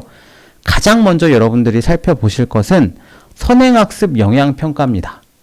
각 대학교 입학처 자료실에 대부분 있습니다만은 효율적으로 자료를 얻고자 하시면은 여기 보시면은 대구 진로진학정보센터나 어디 들어가도 있습니다만은 여기에 보시면은 선행학습 영향평가 결과 보고서를 쭉 모아놓은 자료도 있으니까 이런 것들을 참고하시면 생각보다 시간 아껴가면서 확인하실 수 있을 줄로 믿습니다. 두 번째로 그 제시문 면접 같은 경우에 사실 좀 답변이 어려울 수도 있거든요. 그런데 그에 대한 예시 답안들이나 예상 문제까지도 자료를 탑재한 자료들도 있습니다. 지금 제가 가지고 온 자료는 2023년도 대입이니까 전년도입니다. 전년도 수시 모집 대비 면접 자료집이 있습니다. 자, 그래서 2023 대입 수시 모집 대비 면접 자료집 같은 것들 확인하시면 좋은데 아쉽게도 아직 2024학년도 자료가 나온 상태는 아닙니다. 그 다음입니다. 인문제시문 면접을 하는 학교들은요, 크게 세 곳이 있습니다. 고려대, 서울대, 연세대 요 정도가 있고요. 사실은 제시문을 분석하고 요약한 능력 또는 제시문에 드러난 특정 대상의 관점을 파악한 능력, 자신의 의견과 주장을 논거로 들어 논리적으로 표현한 능력 등 공통점이 분명히 있습니다. 그럼에도 불구하고 제시문의 길이 또는 질적 수준, 요구하는 질문의 문항수와 난이도는 차이점이 있죠. 하지만 어느 정도 선 내에서 비슷하기 때문에 여러분들이 이걸 준비할 때는요, 어느 하나만 준비하지 말고 세 개들을 동시에 준비해가면서 조금 더 다양한 문제 상황에 접근해보는 것들, 그리고 이걸 준비할 수 있는 같은 수준의 친구들과 모의 면접을 같이 해보는 것들 통해서 답변이나 이런 수준들도 좀 더 높은 수준이 어떻게 되는지에 대해서 서로 배움을 갖는 것들도 좋은 방법입니다. 인문사회과학에 대해서 설명을 드리겠습니다. 인문학과 사회과학 관련 제시문을 활용해서 전공 적성이랑 학업 능력을 평가한다. 이렇게 쓰여 있네요. 출제되는 제시문에 따라서 고등학교 수준의 영어나 한자가 일부 사용이 되기도 하고요. 또 45분 내외의 준비 시간이 주어집니다. 그리고 해당 분야의 제시문을 이해한 후에 답변을 준비한 뒤 15분 동안 면접이 진행된다. 이렇게 보시면 되겠습니다. 정답 여부보다는요, 답변을 이어가는 과정에서 보이는 사고력, 논리력 등 전반적인 학업 소양에 중점을 두어 평가합니다. 그러니까 이런 부분에 대해서 그냥 정답을 맞춘다라는 것보다는 사고를 좀 자기가 어떤 생각들을 설득력 있게 말하는 그 논리적 과정에 대한 연습을 해주시는 것들을 좀 해주시면 되겠습니다. 자, 이 자료는요, 그 전년도 그 서울대 인문대학 일반전형 면접 문항입니다. 한번 잠깐 문항을 통해서 상황을 살펴보겠습니다. 시간이 있으시면은 잠깐 멈추셔서 글을 읽어보시는 것들도 괜찮습니다. 읽어보시면요, 가와 나와 다라는 글이 있습니다. 독자와 저자, 이 관계에 대해서 이야기를 하고 있는 글입니다. 문제 1번을 보시면요, 독자와 저자의 관계에 대해서 가와 나에 제시된 입장을 바탕으로 이것들을 비교해보라 라고 쓰여 있습니다. 그리고 문제 2번은요, 가와 나에 나타난 독자에 대한 공통된 이해 방식을 다라는 글의 맥락에서 평가를 다시 한번 해보라고 쓰여 있습니다. 인문학과 사회과학 관련된 지문이요, 기본적으로 좀 지문이 어렵긴 합니다. 이제 준비를 하다 보니까 이런 것도 알게 되더라고요. 제가 수학을 가르칩니다. 그러다 보니까 이 글에 대해서 완벽히 이해할 수 있다라는 말을 해드리는 것보다는 인문학이나 사회학을 전공하신 선생님들은 이 글을 볼 때 좀 접근하는 방법이 확실히 다르시더라고요. 이 글, 이런 글들은 이런 면들을 보고자 하는 대표적인 글이야 라는 게 있더라고요. 그리고 글을 통해서 답안을 이해한다 이런 것들이 있습니다. 그래서 어느 정도 분명히 출제 의도가 있는 글일 수도 있는 겁니다. 그래서 그 출제 의도조차 파악하지 못하거나 전혀 다른 이야기를 하면 점수를 받기 힘들다는 얘기를 말씀을 드립니다. 예, 그 점을 좀 설명을 드리고요. 서울대 선행학습 영향평가 보시면요. 이 문항을 어떻게 출제된 건지 문항 해설도 나와 있고요. 그리고 출제 의도도 잘 적혀 있습니다. 이런 것들을 볼 수 있는 자료가 굉장히 좋은 거죠. 그죠? 그래서 이런 것들도 한번 읽어보시고 그 다음에 이 자료는요. 저희 면접 후기 자료집입니다. 면접 후기 자료집을 보시면은 와, 이거 대단하죠? 가와 나의 공통점과 차이점을 기준으로 가와 나를 비교해서 설명하겠다. 예, 설명을 제대로 합니다. 그렇죠? 그래서 독자와 저자에 대한 설명들을 합니다. 특히 이 학생 같은 경우에 예시를 들기도 합니다. 대표적 예시로 학교 문학 시간에 배운 허생전과 허생애처가 떠올랐다. 그것들을 통해서 가나 다글에 대해서 설명을 합니다. 자, 여기서 보시면 이런 말이 있습니다. 앞서 말씀드린 대로요, 이 면접장의 분위기도 알 수 있지만 이 학생이 어떻게 준비했는지도 나옵니다. 학교에서 배운 예시를 제시하는 게 가장 좋은 것 같다. 제가 답변하던 중에 학교에서 배운 허생전이라는 말씀을 드리니까 종이를 보고 계시다가 저를 갑자기 보시는 게 느껴졌다. 다르죠? 그쵸. 서울대가 추구하는 면접 역시 학교 교육 과정을 벗어나지 않는다. 평소에 사례를 생기부 보면서 여러 개 생각해 놓는 걸 추천드린다. 단, 사례가 먼저 떠오르고 문제의 답변을 구성하는 게 아니라 논지가 흐려지니까 답변을 준비하다 보니까 그에 맞는 사례가 떠올라서 이를 제시하는 것이 굉장히 올바른 순서일 것이다. 그래서 실제로 이 답변이랑 면접 후기를 보시면요. 교사인 제가 봐도 정말로 좋은 수준의 답변들이 많이 있습니다. 이런 정도의 답변을 해야 되는구나라는 자기 수준을 높일 수 있는 계기도 되니까 꼭 읽어보시는 걸 추천드립니다. 네, 그 다음입니다. 이 자료는요, 신입생한테 들려주는 면접 이야기 이렇게 되어 있는데 서울대 아로리 웹진에 있던 내용을 발췌한 내용입니다. 볼게요. 인문학과 사회과학 제시문의 가장 큰 특징이라면 제시문에서 요구하는 큰 맥락적 방향은 있을지언정 단 하나의 뚜렷한 정답이 존재하는 것은 아니다. 그것을 면접자가 어떠한 논리적 흐름으로 풀어가느냐가 곧 정답이다. 그래서 다른 준비를 요구합니다. 텍스트를 보고 자신만의 생각을 덧붙일 수 있어야 할 뿐만이 아니라 여러 텍스트를 비교하고 대조하면서 유사하지만 무엇이 다른지, 대조적이지만 어디에서 비슷한지를 파악할 수 있는 역량이 중요한 것 같다. 정말로 큰 도움이 되는 문구입니다. 이 밑에도 물론 마찬가지입니다만은 이런 식으로 여러분들이 준비를 해보고 읽어보시는 거를 정말 꼼꼼히 읽어보시면 도움을 많이 받으실 수 있을 겁니다. 다음은 자연제시문 면접입니다. 자연제시문 면접은요, 서울대, 연세대, 고려대 그리고 카이스트에서 지금 일반적으로 수학과학 문제를 푸는 형태 또는 어떤 질문, 제시문을 보고 답변하는 형태로 문제가 구성이 되어 있습니다. 서로 시간이나 이런 것들은 좀 준비 시간이나 대답하는 시간도 다르고 형태도 조금씩 차이가 있습니다. 대표적으로 연세대 같은 경우에는요, 녹화 면접을 아직도 진행하고 있습니다. 그래서 그러다 보니까 좀 피드백이 딴 학교에 비해서 원만하지 않아서 이 학교의 이 면접이 정말 더 어려운 방식이 됩니다. 이런 내용들도 있을 수 있고요. 네, 넘어가겠습니다. 예, 서울대 종합전형 가이드북입니다.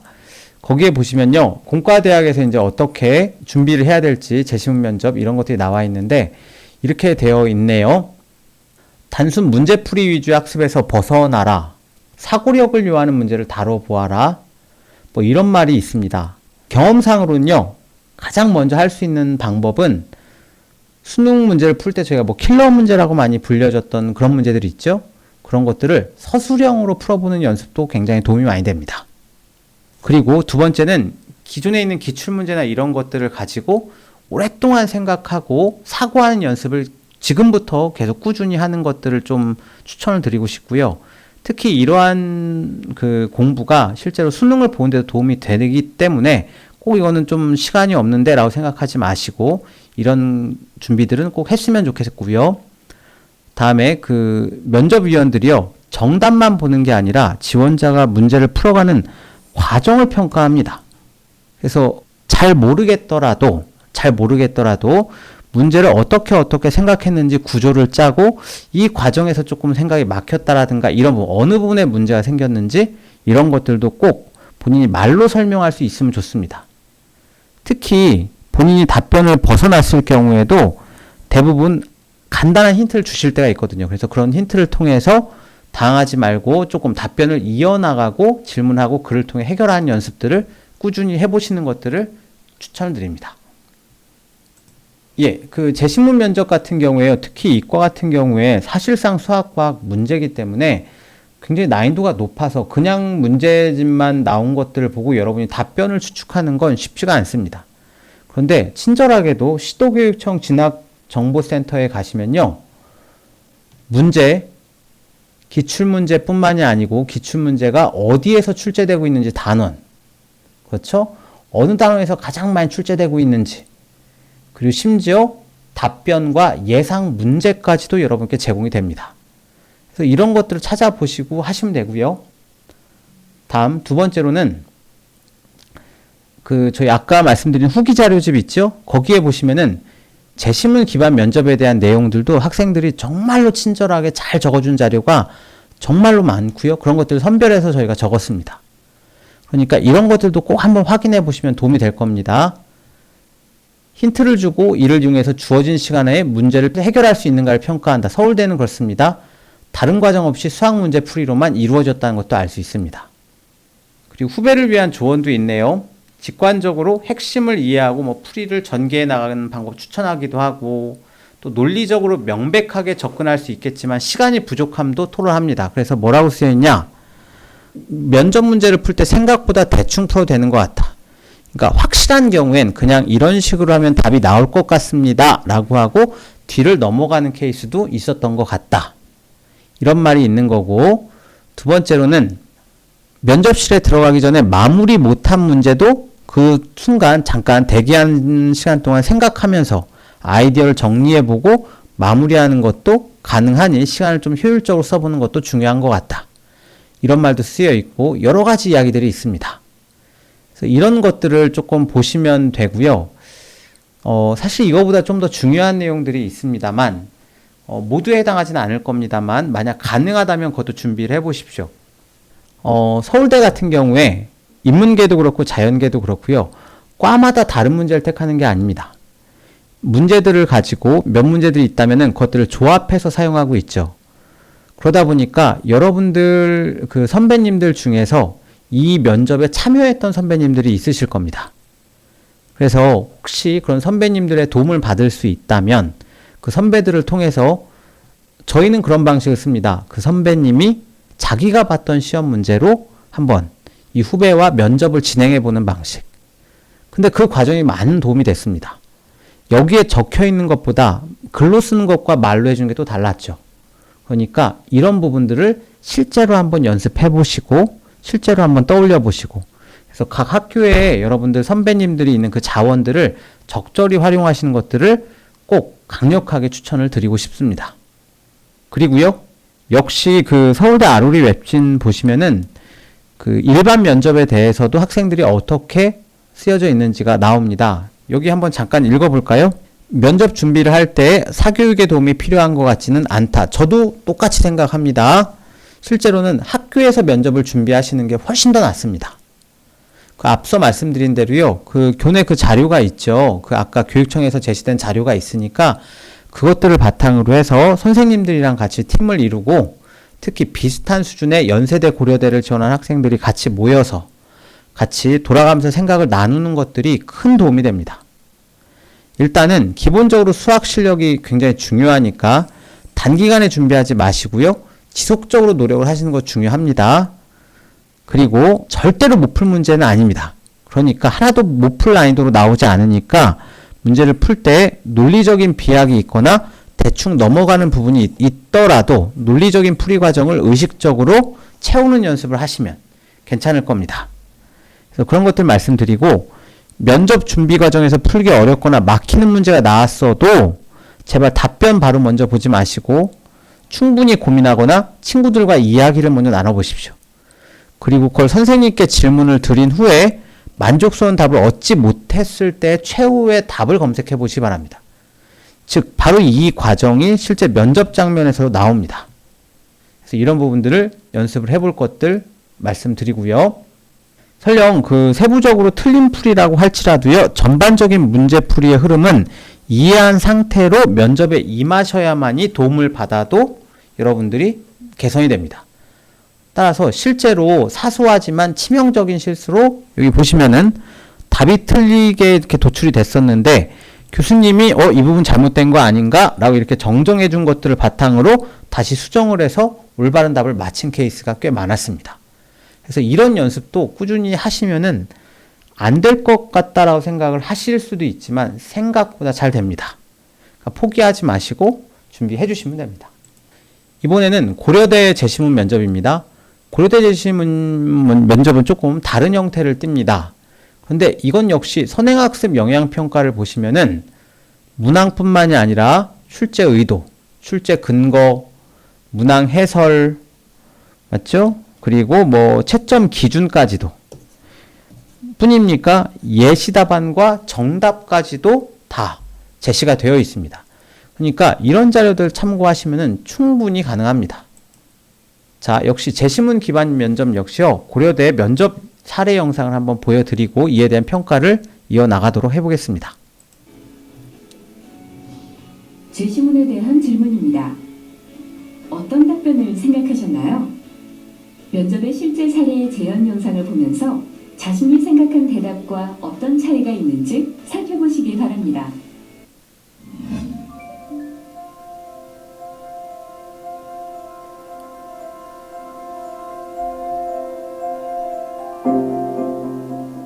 우선 1번에서 재시문 가, 나, 다에 대해 공통으로 해당되는 단어로 다양성 또는 복잡성을 생각했습니다. 재시문 가의 경우 초기 우주에서 생성된 별은 단순하게 수소, 헬륨, 약간의 리튬으로만 구성되어 있는데요. 그와 달리 나중에 태양계에서 생성된 별은 약 90여 종의 다양한 원소로 구성되었다고 하였습니다.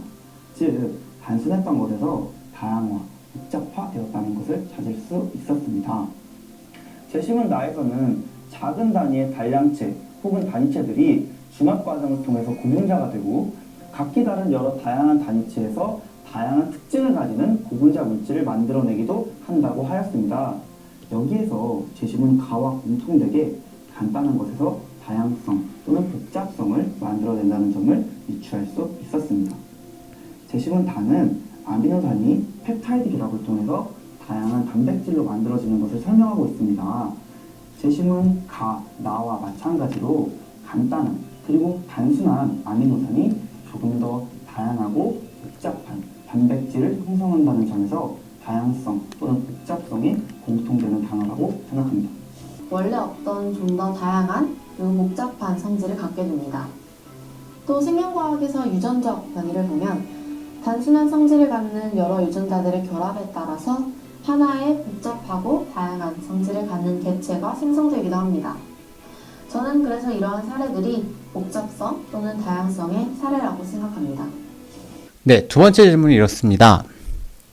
고등학교 교육과정 중에서 질문 1에서 답변한 단어 혹은 개념을 나타내는 사례를 들고 그 이유를 설명해보자. 이 친구는 그 다양성이나 복잡성에 대한 예로 화학, 생명과학에서 이런 예제를 들었네요. 그렇죠? 예, 평가는 이렇습니다. 적절한 사례를 들어서 근거를 뒷받침했습니다. 그리고 두 번째로 사례를 찾아낸 근거를 논리적으로 설명을 잘 해내었습니다. 그래서 이런 부분 때문에 좋은 평가를 받게 됩니다. 특히 학생들이 많이 실수한 내용이 여기 있습니다. 그냥 재시문에 쓰여있는 내용을 반복해서 읽는 경우도 존재합니다. 자, 그래서 교육과정 속에서 적절한 예시를 들어서 설명하는 것들도 굉장히 좋고, 다음에 이 사례를 찾아낸 근거도 논리적으로 잘 설명하고 있는 것도 좋습니다. 그래서 이런 부분들에 대해서 좀 기준을 요 정도 수준으로 잡는 것들도 중요할 것 같습니다. 세 번째입니다.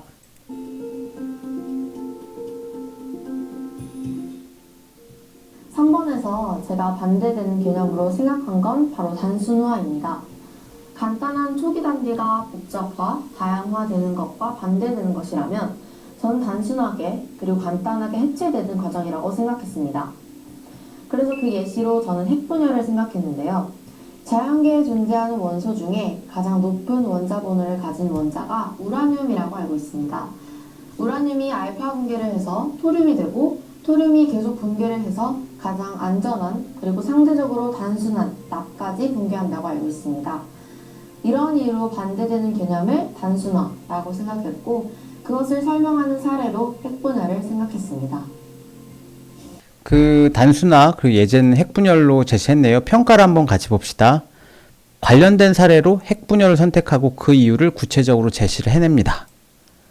두 번째로는 침착한 태도로 또박또박 답변하죠. 문제에서 요구하는 바를 명확하게 이해했다는 게 매우 중요합니다.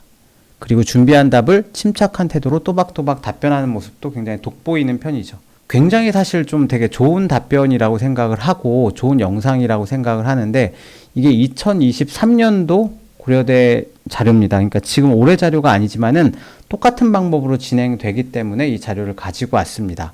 한번 잘 보시고요. 이 영상이 아니라 실제로 고려대 홈페이지나 이런 곳에서 이 영상을 여러분들이 찾아보실 수 있습니다.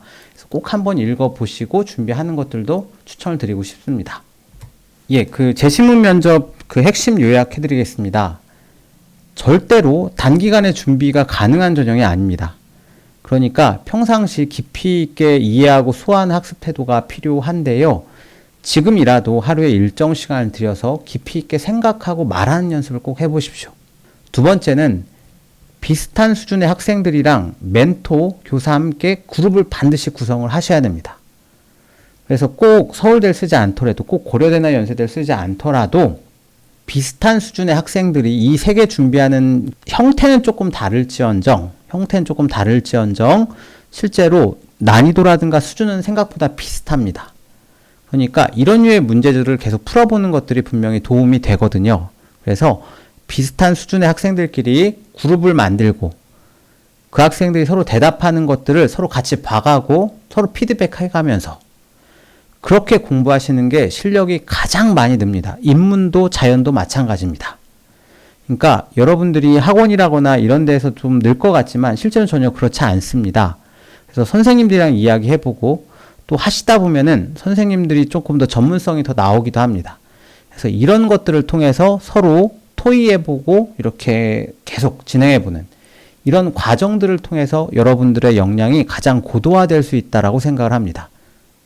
예, 그 다음 선행학습 영향평가나 시도교육청 면접자료 같은 것들을 최대한 확보하시면 좋은 답변에 대한 것들도 어느 정도 가능하다라는 것들 그리고 답변을 어떻게 해야지 붙는다라는 것들도 어렴풋이 짐작이 가능합니다.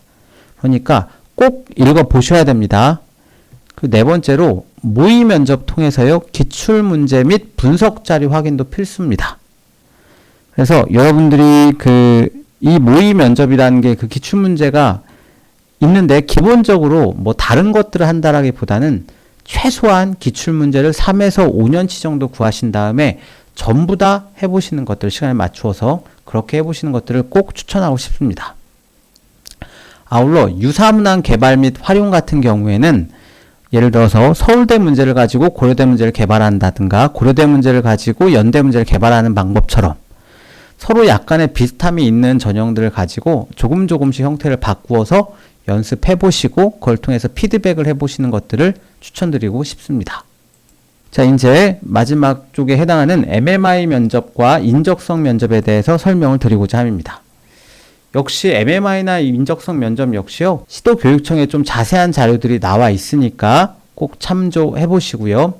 다만 제가 아직 찾아보니까요. 2024 대비 자료가 탑재되지는 않았습니다.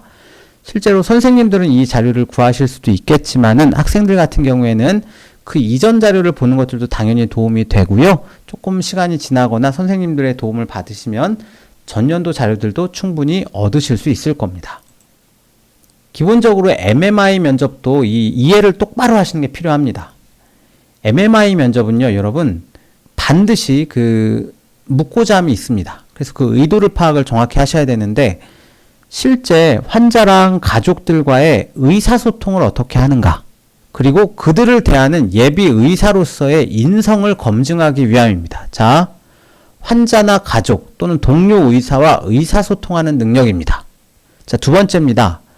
다중 미니 면접은요, 사실상 예전에 전공적합성 인성 가치관 평가 중에서도 인성과 가치관 평가에 대해서 더 철저하게 검증하기 위해서 도입된 면접이 다중 미니 면접입니다.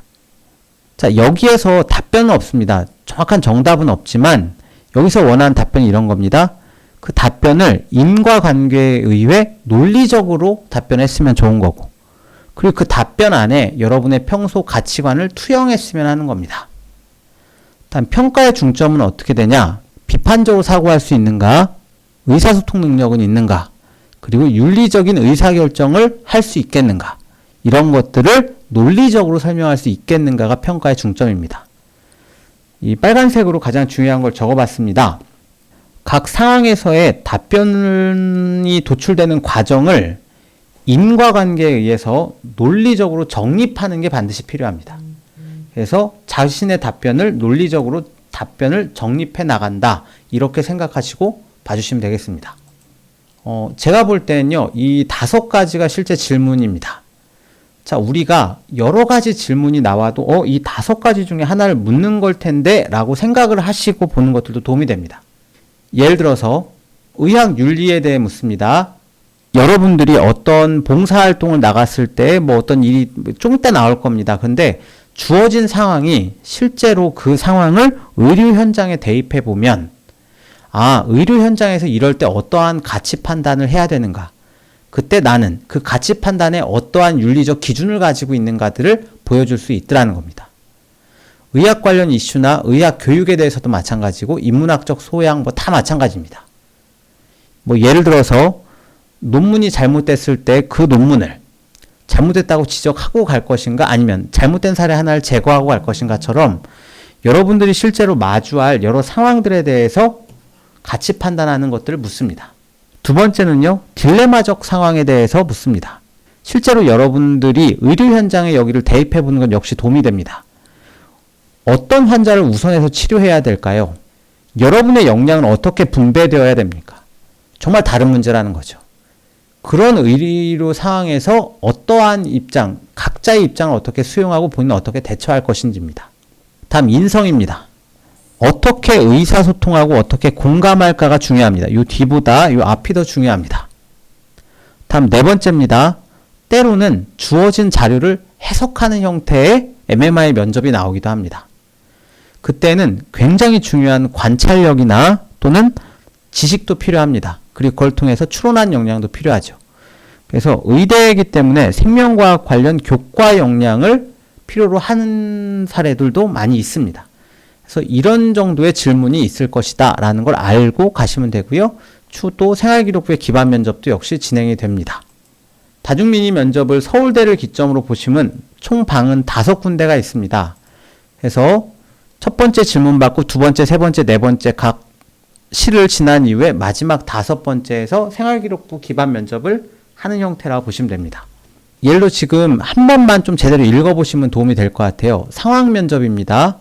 준비 시간은 2분이고요. 면접 시간은 8분간 진행이 됐네요.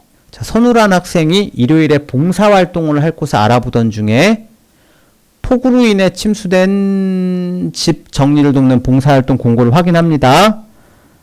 봉사활동이 8시부터 시작해서 4시간 동안 진행된다고 해서 마침 수학경시대회 준비를 위해 친구 4명과 1시부터 모임을 하기로 합니다. 시간이 겹치지 않아서 봉사활동을 신청한 사항입니다. 자, 이것만 읽고 들어갔는데 들어가면 추가 제시문을 줍니다. 내가 맡은 집이 저지됩니다. 피해가 심해서 일이 도저히 마무리될 수가 없습니다. 다음날 폭우가 예상돼서 오늘 일을 마무리하지 못하면 추가적인 피해가 예상되는 상황입니다. 이때 어떤 선택을 할지입니다. 근데 앞서 말씀드린 대로 이게 봉사활동이라고 되어 있지만 실제로 의료 현장이라고 보셔도 무방한 상황인 겁니다. 추가 제시문입니다. 다른 집들보다 역시 지대가 낮아서 홍수 피해가 더욱 큰 집을 배정받았습니다. 그런데 봉사 담당자는요, 피해가 크니까 친구들과의 약속이 끝나면 다시 와줄 걸 부탁합니다. 하지만 선우는 중간고사가 얼마 남지 않아서 그 시간에 중간고사를 공부할 계획도 있었습니다. 본인이 선우라면 어떤 선택을 할 것인가? 그런데 이건 역시 마찬가지입니다, 여러분. 실제로 여러분들이 교육 현장에서, 의료 현장에서 여러분들이 한 명의 학생으로서, 의리학도로서 공부를 하면서 마주칠 상황과 매우 흡사하다는 겁니다. 그러니까 이 상황에 대한 답변이 아니라 오히려 내가 이런 상황을 마주하겠구나라는 판단하에 어떤 기준하에 내가 움직이겠는가를 답변하시는 게, 이 상황엔 이렇게 움직이는 상황에 집중한 답변이 아니라 실제로는 이러한 상황에 나는 어떠한 가치 판단을 하겠다라는 그런 여러분의 윤리적 사고의 그 가치관이 중요한 겁니다. 그렇게 생각을 해주시면 되겠습니다. 예, 다음에 5번 방에서는요, 서류 기반 면접이 진행된다라고 생각하시면 됩니다. 자, 이번엔요, 두 번째 문제입니다. 역시 네 가지 문제들 중에 몇 가지를 제가 가지고 온 겁니다. 국가별 소득 기준이 있네요. 저소득 국가, 중소득 국가, 고소득 국가 이렇게 있고, 진단이 초기에 잘 발견이 안 되고 말기에나 발견되던 이게 생존율도 적네요. 근데 고소득 국가 되니까 초기에 많이 발견되고 생존율도 매우 높더라. 이런 정도의 자료가 있습니다. 자, 지금 제가 보여드리는 건요, 저의 답변을 말하려고 하는 게 아니라 면접 후기집을 보여드리려고 하는 겁니다. 면접 후기집에 보니까요, 면접관이 이런 질문을 합니다. 표에 대해 설명해달라. 이렇게 말하네요. 최초 진단 나이와 최초 진단 시 상태를 종합했을 때 이런 식으로 답변이 이어집니다. 추가 질문이 다시 이어집니다. 이 학생이 또다시 대답을 합니다. 다음도 마찬가지, 다음도 마찬가지죠. 결국 이 사례집을 통해서 알 수 있는 게 저희가 뭐가 있냐면 답변의 수준을 알 수 있습니다. 그래서 여러분들이 질문만 보고 의도만 파악하는 게 다가 아니고 똑같은 상황에서 여러분 선배들은 어떻게 답변을 했는지 이런 것들을 알 수 있기 때문에 면접 후기 사례집이 대단히 도움이 많이 되는 겁니다. 그 다음 문제는 이랬고요. 이에 대한 답변도 당연히 다 존재합니다. 예, 같은 식으로요. 전부 다 읽어보시되 특히 이 질문을 보시면은 자, 사람들을 분류합니다. 성격 유형 검사 같죠? 그런데 이 답변을 보시면 참 재밌습니다. 이 질문을 보시면 본인은 여기에 어디에 가장 가까운지 사례를 들어 설명해달라. 자신이 여기에 가깝다. 그러면 조별활동을 통해 자신과 반대되는 이와 조를 이루었다. 어떻게 할 것이냐. 이가 면접자와 같은 조가 되는 걸 거부하면 어떻게 할 것이냐. 이 표만 보고 학급 회장을 고를 수 있냐. 안 되겠으면 두 가지 추가 질문 해봐라.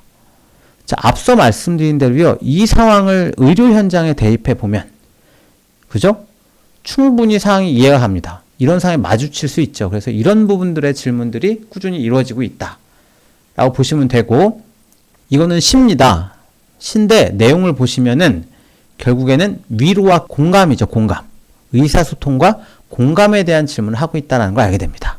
그래서 여기 보시면요. 류마티스 관절염이 걸린 환자에게 열심히 노력하는 환자에게 손가락이 퍼지면 특별히 할 거라도 있어요? 라고 말합니다. 밑줄 친 생각이 들었을 때 글쓴이는 무슨 감정을 느꼈을지 말해봐라. 특히 이 질문 되게 무섭습니다. 밑줄 친 말을 글쓴이가 담당 의사에게 들었다면 기분이 어땠을지 이야기해봐라. 보실 수 있습니다. 예, 이런 식으로 답변들도 다 들어보실 수 있으니 참고를 하시면 되겠습니다. 이거는 과제형입니다. 이렇게 해서 좀 특별하죠? 테마마을 안내판은 제공되는 필기구나 용지를 사용해서 자유롭게 작성하되 이렇게 해봐라. 이런 식으로 안내판을 만드는 것도 나오기도 합니다. 좀 독특합니다. 그래서 대학 측의 출제 의도도 한번 확인을 해보시고 대답을 하셔야겠고요.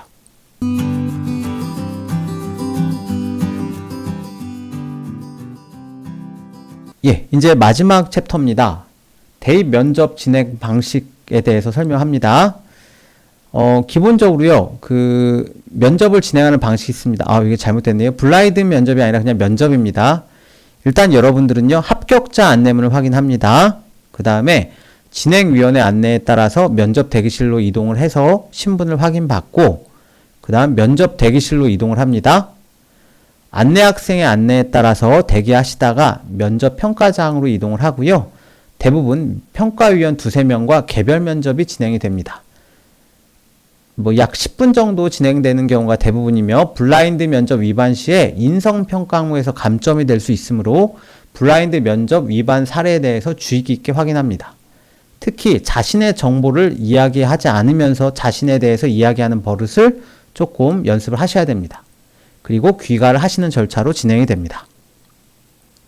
연세대 같은 경우에는요, 좀 아직도 비대면 면접의 진행 과정이 일부 조정에서 진행이 됩니다.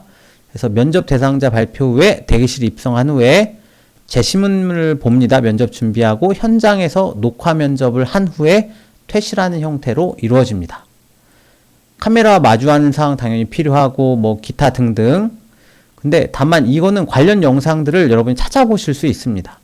그래서 연세대학교 입학처 관련 이렇게 영상을 찾아보시면은 여기 있죠? 비대면 면접. 이 영상을 보시면은 자세하게 인지를 하실 수가 있으실 겁니다. 예, 여기 있습니다. 이렇게 보시면 될 겁니다. 대전의 일부 사립대 및 전문대 같은 경우에는요, 다대다 면접을 진행하기도 합니다. 특히 공통 질문에 대한 답변 내용이 서로 비슷할 수 있죠. 그래서 옆에 지원자가 동일한 답변을 할 때가 있습니다. 그래도 답변을 처음부터 한 것처럼 좀 소신 있고 자신 있게 준비한 그대로 답변하는 게 특히 중요하고요. 다른 지원자가 말을 길게 또는 짧게 하는 상황에 휘말리시면 안 됩니다. 다음에 아이 컨택과 스마일, 면접관 잘 보시고 대답하시면 되되, 특히 대전 사립권이나 전문대에서 가장 강조하는 것들은 진학 의지입니다. 그러니까 여러분들이 이 학교에 대해서 잘 이해하고 적극적으로 잘 대답하려는 그 모습을 보여주는 것만으로도 높은 점수를 받을 수 있다는 점을 기억해 주시면 좋을 것 같습니다.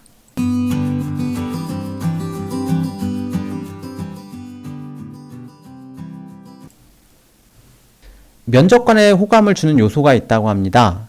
시각적 요소든 청각적 요소든. 그런데 시각적 요소도 굉장히 중요합니다. 표정, 태도 뿐만이 아닙니다. 복장이나 제스처, 용모 등도 이때는 조금 단정하게 하고 가시는 걸 추천드립니다. 언어도 조금 확인해 보시고요. 목소리 톤이나 음양, 억양처럼 좀 잘 들리는 건 아닌지, 말이 조금 이렇게 들어가진 않는지 이런 것들도 잘 확인해 보고 꼼꼼히 챙겨 주시길 바랍니다. 질의응답, 이건 일반적인 내용들입니다. 질문이 시작되면은 침착하게 질문자를 바라보시고 주의 있게 듣습니다. 기본적인 사항입니다. 답변을 시작하기 전에는 잠깐 생각을 정리하시고 또렷하게 답합니다. 답변 너무 빨리 하려 하지 마시고요. 안정된 속도를 유지합니다.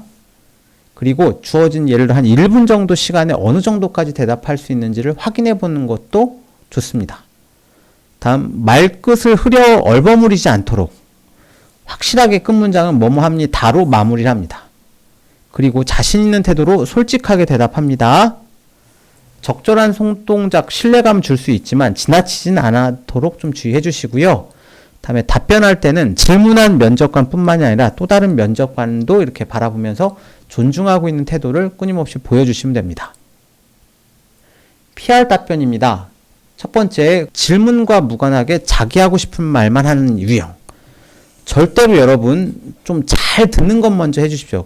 다음에 근거 없이 주장만 하는 선언형. 저는 여기 와서 최고가 될 겁니다. 그거 안 됩니다. 역시 청산 유수형, 근거 없이 말만 하는 건 역시 별로입니다. 하소연형, 실천한 내용 없이 상황 설명만 하거나 눈물로 감정을 호소하는 건 역시 좋은 점수를 받기 어렵습니다. 밑에 사례를 통해서 잘 확인해 보시면 될 겁니다. 자, 이럴 경우가 있습니다. 모르는 것을 물어볼 때가 있죠. 그럴 때에는 죄송하지만 제가 질문을 잘 이해하지 못했습니다 하고 정중하게 다시 한번 이렇게 요청하거나, 또는 이런 것도 좀 방법입니다. 제가 대학에 와서 다시 잘 배워보겠습니다. 이런 식으로 가도 좋고요.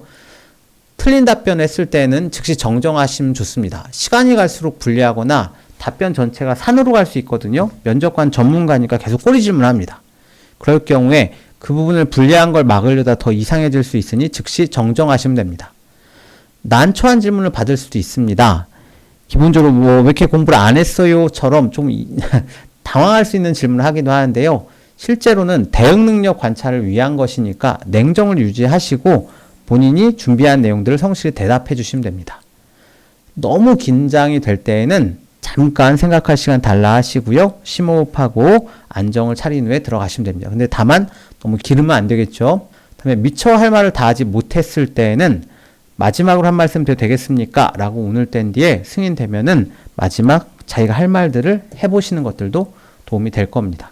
그래서 결론적으로 내가 꼭 이 면접을 통해서 어필하고 싶은 몇 가지가 있다면 나머지 말들이 다 어필이 됐다면 혹시 빠진 게 있다면 그것들을 어필하는 과정. 그러니까 마지막 답변을 꼭 준비한다기보다는 내가 말하고자 한 것 중에 말하지 못한 것들이 있다면 그 부분을 어필하는 것들도 좋은 방법이 될 겁니다. 마지막 슬라이드입니다. 이 자료는 제가 이 자료를 만들면서 각 시도별 교육청 진학진로정보센터에 참고했던 사이트들입니다. 이렇게 한번 찾아보시고 자료들도 조금 더 잘 얻고 이렇게 하셔서 여러분들이 시간 관리나 이런 것들도 도움을 받을 수 있었으면 하는 마음에 준비했습니다. 예, 긴 시간 동안 제가 설명했습니다. 무엇보다 여러분들 많이 지금 좀 떨리고 그럴 줄로 압니다. 그런데 제가 드릴 수 있는 가장 큰 조언은 얼른 시작을 해보라는 겁니다. 시작을 해봐야 뭐가 부족한지도 알 수 있고 어떻게 해봐야 될지에 대한 고민도 하게 됩니다. 여러분들 이 영상 잘 보시고 지금 당장 한 번 정도 바로 시작을 해보시는 것들을 추천드립니다. 긴 강의 잘 들어주셔서 감사하고요. 여러분들 꼭 좋은 원하는 대학교들 모두 가기를 간절히 희망합니다. 예, 감사합니다.